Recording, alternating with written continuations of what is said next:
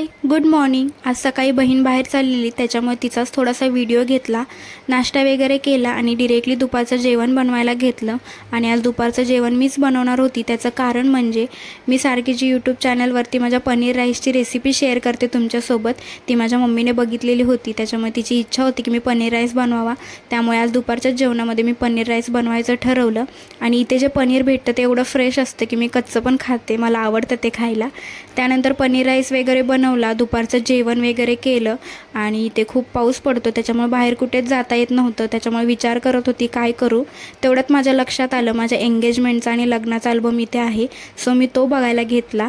आणि हे माझ्या एंगेजमेंटचे फोटो आहेत, ते जे काही मी तुमच्यासोबत शेअर करते। त्यानंतर हे माझ्या हळदीचा लुक आहे आणि लास्टला माझ्या ह्या लग्नाचा लुक आहे। सो असा होता आजचा दिवस। आजच्या पुरतं एवढंच। असेच व्हिडिओ घेऊन भेटू नंतर, तोपर्यंत बाय।